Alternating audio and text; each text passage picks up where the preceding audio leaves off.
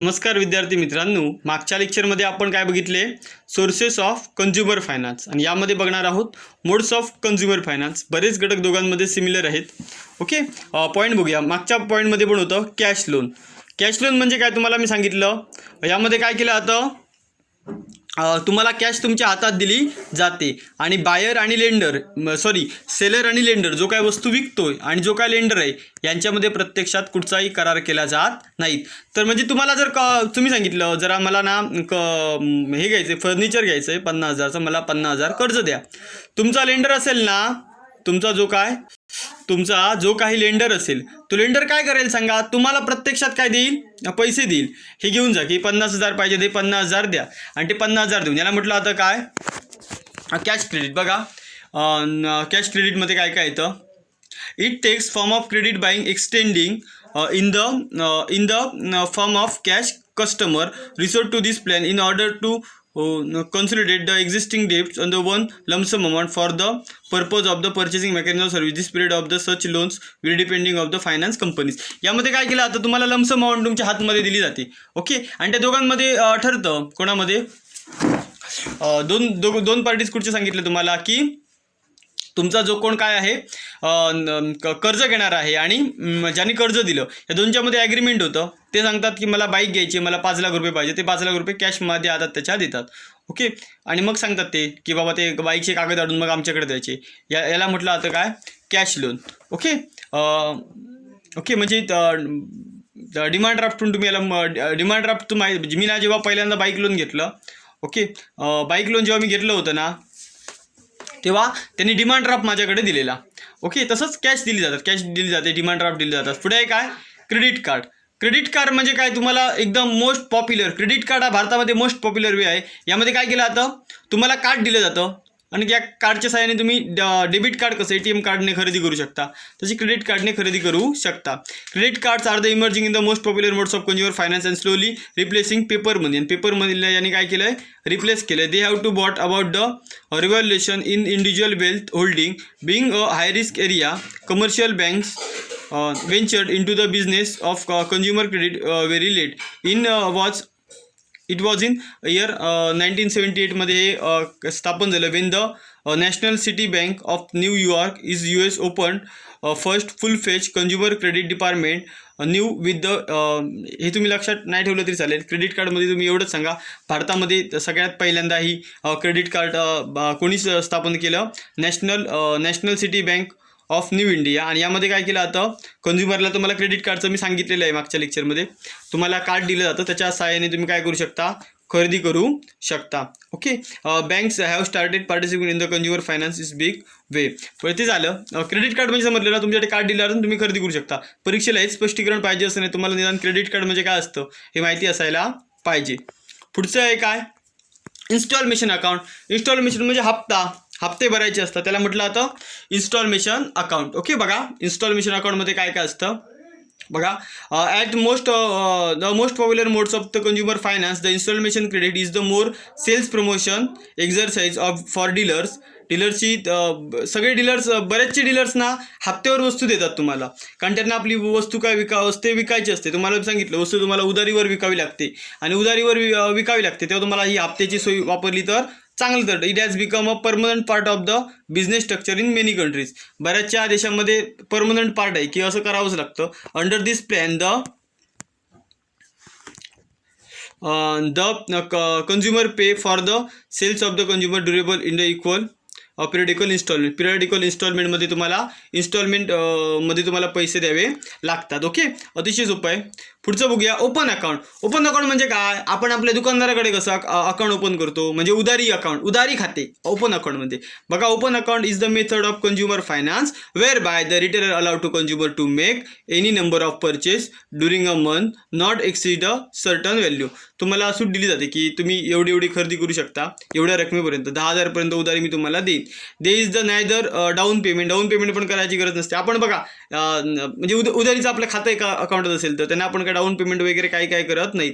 Nor any interest charge by such credit. आणि ते काय इंटरेस्ट पण म्हणजे भुशारी दुकानवाले असतात ना, ओके, किराणा मालवाले, त्यांचंच हे उदाहरण आहे. पुढचं ओपन अकाउंट. ओके, अतिशय सोपं आहे.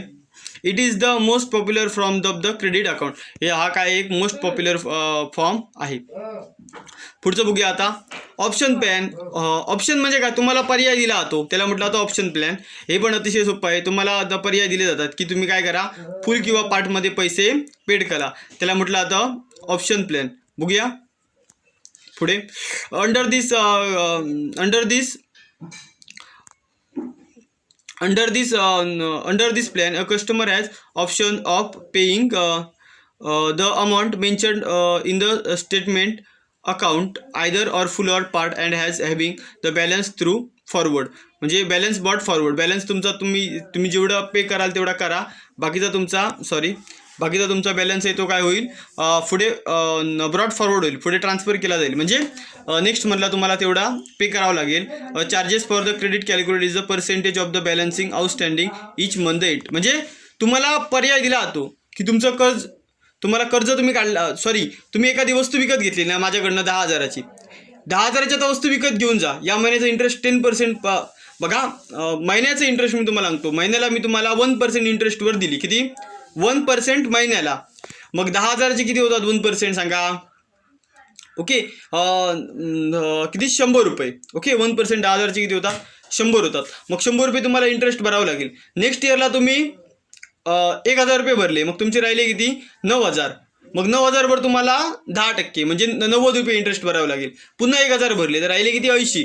मग 80वर 10% म्हणजे, किंवा तुम्ही एकदम मग 5,000 भरले, मग राहिले 3,000. मग 3,000वर 10% म्हणजे 30 रुपये एवढं तुम्हाला इंटरेस्ट भरावं लागेल. म्हणजे समजलं ना की तुम्हाला काय सांगितलं, आता चला वस्तू घेऊन जा कर्जाऊ स्वरूपात, आणि जेवढं तुम्हाला अकाउंट तुमचं ओपन केलं जातं आणि जेवढे तुम्ही पैसे भरता त्याच्यातनं थोडे काय होतात, कापले जातात, आणि जेवढी अमाऊंट शिल्लक राहते तेवढ्यावरच तुमचा इंटरेस्ट चार्ज केला जातो. पुढे काय? रिव्हॉल्विंग अकाउंट मागच्या वेळी सांगितलं तुम्हाला, क्रेडिट कार्ड प्रमाणे असतं. पुन्हा इकडे दिलंय, बघूया. This is the type of account which allow to customer to loyalty of making purchase during a month and making payment thereof on a deferred payment basis by the easy monthly installment. यामध्ये तुम्हाला option दिला जातो की तुम्ही काय करा, वस्तू खरेदी करा आणि महिन्याच्या अखेरीस ते पैसे इन्स्टॉलमेंटमध्ये पेड करा. The charges for credit is the calculated as the percentage of purchase price which is them to added of them purchase cost of article. ते परचेस कॉस्ट ऑफ आर्टिकलमध्ये ते म्हणजे ते वस्तूच्या किमतीमध्ये तेवढी किंमत ॲड करतात आणि तेवढे तुम्हाला पैसे महिन्याच्या एंडिंगला पेड करावे लागतात. अतिशय सोपं आहे. Modes of consumer finance. Cash loan, cash दिली जाते. क्रेडिट कार्ड तुम्हाला माहिती आहे, तुम्हाला कार्ड दिलं जातं. इन्स्टॉलमेंट अकाउंट म्हणजे तुम्हाला हप्ते भरावे लागतात. पुढे ओपन अकाउंट म्हणजे काय? पुढे बघा, ओपन अकाउंट म्हणजे आपलं उधारी खातं. ऑप्शन प्लॅन म्हणजे तुम्हाला तुमचं ते कंझ्युमर फायनान्सचं खातंच उघडलं होतं की तुम्ही आमच्याकडनं 10,000चं कर्ज घेतलं आहे आणि मग त्या 10,000वर तुम्हाला जेवढे तुम्ही पेड करता तेवढे रक्कम मायनस करून बाकीच्या याच्यावर इंटरेस्ट आकारला जातो. रिव्हॉल्विंग अकाउंट म्हणजे हे तुम्हाला मी सांगितलं ते तसंच आहे, क्रेडिट कार्डसारखं आहे. विच इज द बघा, यामध्ये charge credit is the calculate percentage of their purchase price which is the them added in the purchase and cost of article. त्या वस्तूमध्ये ते ॲड केलं जातं, म्हणजे क्रेडिट कार्ड सारखंच आहे. ओके, चालेल. पुढचा पॉईंट लगेच कव्हर करूया. Demand for consumer finance factor, की कंझ्युमर फायनान्ससाठी फायनान्सची जी काही डिमांड वाढली त्याच्यामागे कारण काय आहे. पहिलं आहे लोअर चार्जेस. कंझ्युमर फायनान्स आहे तो अतिशय कमी किमतीला व्यवहार चार्जेस आकारले जातात, कारण तुमची वस्तू विकणं हे महत्त्वाचं असतं म्हणून लोअर चार्जेस असतात. पुढे increase in consumer disposal income, कंझ्युमरच्या डिस्पोजल इन्कममध्ये वाढ होते. चालेल. Increase the consumer disposal income म्हणजे काय? डिस्पोजल म्हणजे विल्हेवाट लावणे. ओके, डिस्पोजल बघू एकदा शब्दाचा अर्थ त्या. ओके, डिस्पोजल म्हणजे विल्हेवाट लावणे. म्हणजे तुमचं जे काय सॅलरी आहेत ना त्याची व्यवस्थित तुम्ही कर्ज काढताना कसं, बाबा 15,000 सॅलरी असेल किंवा 30,000 सॅलरी असेल, मग 5,000चं कर्ज काढायचं, मग 25,000 आहे असं आपल्याला समजायचं. हे तुमचं बेनिफिट आहे. पुढच्या लेक्चरमध्ये व्यवस्थित सांगतो ते. Growth on nuclear families to lending sport in the number of the household, तर त्यांना बेनिफिट आहे. Enhancement in the real income of कंझ्युमरच्या रिअल इन्कममध्ये वाढ होते. Down payment and credit contract होतात.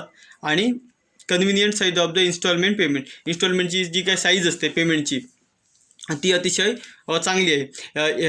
हा तुम्हाला प्रश्न परीक्षेला आलं सांगा, डिमांड फॉर कन्झ्युमर फायनान्स हा परीक्षेला प्रश्न आला तर तुम्हाला मी काय सांगतो सांगा, पुढे मी तुम्हाला हा प्रश्न व्यवस्थित शिकवणार आहे, ज्यामध्ये लिहिलं केसेस फॉर कन्झ्युमर फायनान्स, की केसेस फॉर कन्झ्युमर फायनान्स हा एक 15 मिनिटाचा व्हिडिओ असणार आहे तो.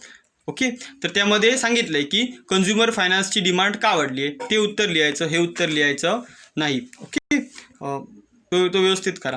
आता हे शेवटचं बघूया, mechanism of consumer finance. Okay, basically यामध्ये पार्टी किती असतात? 3 असतात. एक असतो बँकर जो कर्ज देतो, मर्चंट म्हणजे व्यापारी, आणि कस्टमर म्हणजे कोण? जो कर्जाऊ वस्तू घ्यायला तयार असतो. त्याला म्हटलं आता कोण म्हटलं आता मेकॅनिझममध्ये कोण किती पार्टीज इन्व्हॉल्व असतात? 3 पार्टीज. बँकर असतो, मर्चंट असतो आणि कस्टमर असतो. बघा, these 3 parties is the connected and depended each other, एकमेकांवर अवलंबून असतात. It is the mutual understanding mechanism to complete the consumer finance process. Let is the see mechanism as below. खालीलप्रमाणे mechanism बघू.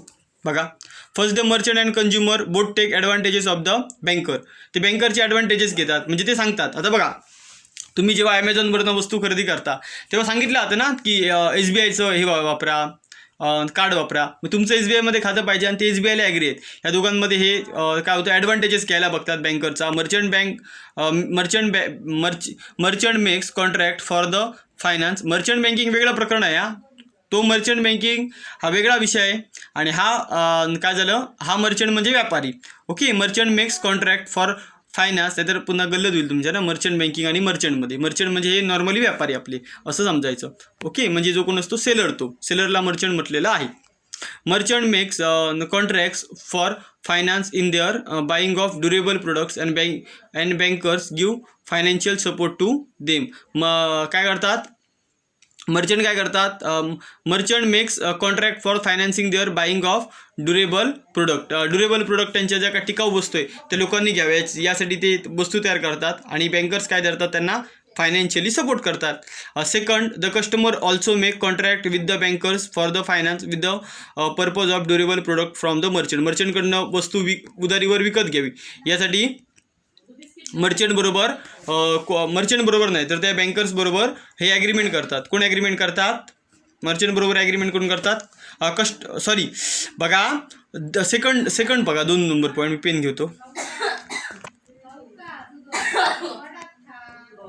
बघा, second customer also make contract with banker. Customer म्हणजे ज्याला कर्ज पाहिजे आहे, म्हणजे ज्याला बाईक घ्यायची आहे, एक समजा 1 लाखाची बाईक घ्यायची, मग ते कॉन्ट्रॅक्ट करतात कोणाबरोबर? बँकर्स बरोबर. For finance with the purpose to buying durable product. ती बाईक घेण्यासाठी त्याच्यावर कॉन्ट्रॅक्ट करतात. Third, merchant and customer as the connected for the purpose of sale purchase of the customer durable product. आणि ते एकमेकांबरोबर व्यवहार करून काय करतात, एकमेकांना वस्तू देतात.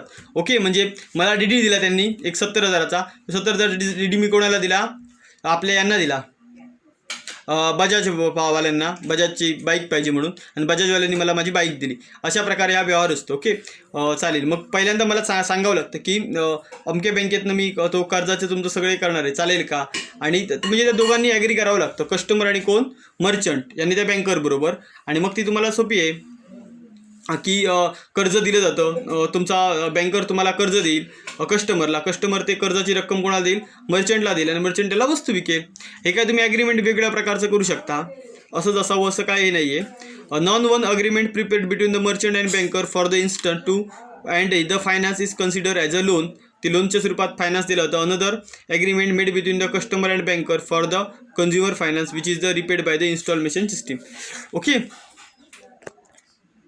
पहिल्यांदा मर्चंट आणि बँकरमध्ये फायनान्सच्या संदर्भात ॲग्रीमेंट होतं, आणि त्याच्यानंतर कोणामध्ये?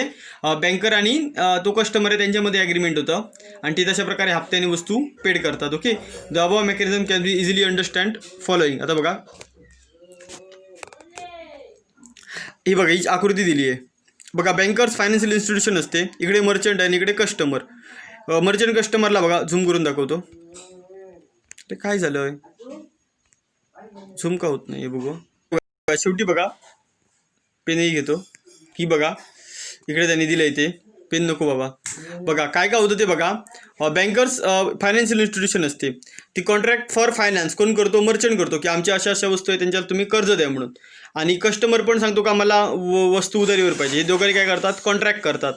हा काय करतो मर्चंट बघा रिपेमेंट ऑफ लोन करतो. इकडे काय होतं इन्स्टॉलमेशन पेमेंट होतं. आणि मर्चंट कस्टमरला काय करतो, आपली वस्तू विकतो. अतिशय सोपं आहे. ओके. म्हणजे कोण कोणाला पैसे देणार याच्यात अशा प्रकारे अतिशय काय सोपं आहे. यात काही तुम्ही जास्त लक्षात ठेवाल तुम्ही. हे तुम्ही काही डेली बेसमध्ये तुम्ही कर्ज वगैरे घेता बाईकसाठी वगैरे किंवा आता मोबाईलच्या हप्त्याने खरेदी करता, त्यामुळे हे सोपं आहे. ओके. कॉन्ट्रॅक्ट फॉर फायनान्स होतो. दोघांबरोबरही तो कॉन्ट्रॅक्ट करतो. याने जर केलं तर काय म्हणतात, रिपेमेंट ऑफ लोन. आणि याने केलं तर इन्स्टॉलमेंट पेमेंट. असं हे आहे बेसिकली. एवढं लक्षात घ्या. पुढच्या लेक्चरमध्ये टर्म्स बघूया आपण. हा लेक्चर आपण इकडे थांबूया.